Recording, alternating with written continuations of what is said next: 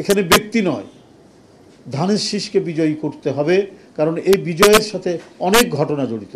Nomination প্রত্যাশী ছিলেন এবং যোগ্য লোকও বটে, কিন্তু দল কাউকে যোগ্যদের মধ্যেই একজনকে দিয়েছেন।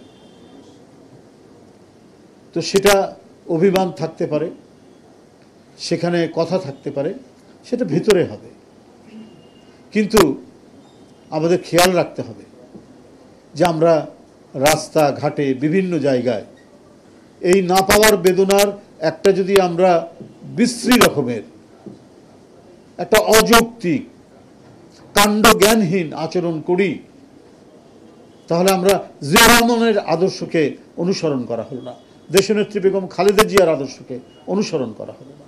এবং আমাদেরকে প্রতিদিন যে কথাটি বলছেন জনাব তারেক রহমান, যে নির্দেশনা দিচ্ছেন, আমরা সেটাকে অনুসরণ করছি না। অবশ্যই আমরা ঘরের মধ্যে আলোচনা সমালোচনা করব, কিন্তু বাইরে যেন এর একটা হিংসাত্মক প্রতিফলন না ঘটে। এবং চূড়ান্তভাবে যে মনোনয়ন দেওয়া হয়েছে, আমাদের ক্ষোভ দুঃখ যাই থাক, আমরা সেটাকেই মেনে নিয়ে সবাই একসাথে কাজ করব।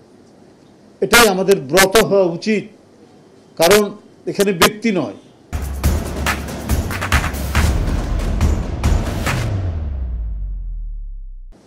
ধানের শীষকে বিজয়ী করতে হবে, কারণ এই বিজয়ের সাথে অনেক ঘটনা জড়িত।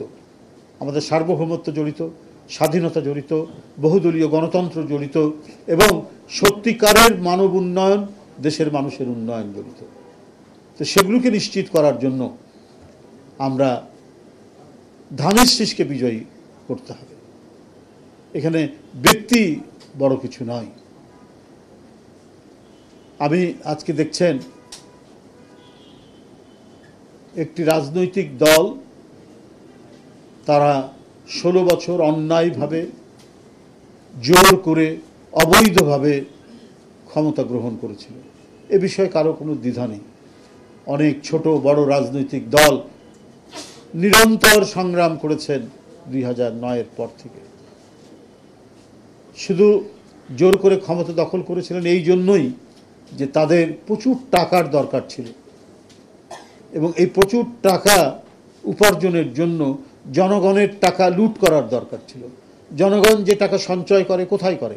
পোস্ট অফিসে করে, ব্যাংকে করে, এই সমস্ত আর্থিক প্রতিষ্ঠানে করে। এই আর্থিক প্রতিষ্ঠানগুলো তার যে কোষাগারগুলো শূন্য করে টাকা পাচার করেছিল, সেই পতিত রাজনৈতিক দলের নেতারা, তাদের ব্যবসায়ীরা এবং প্রধানমন্ত্রীর সাঙ্গপাঙ্গরা। এটা তার মিথ্যে নয়। লক্ষ লক্ষ কোটি টাকা তারা পাচার করেছেন পদ্মা সেতুর নামে, মেট্রো রেলের নামে, ফ্লাইওভারের নামে, কত কিছুর না, মানে মূলা ঝুলিয়ে তারা এগুলো করার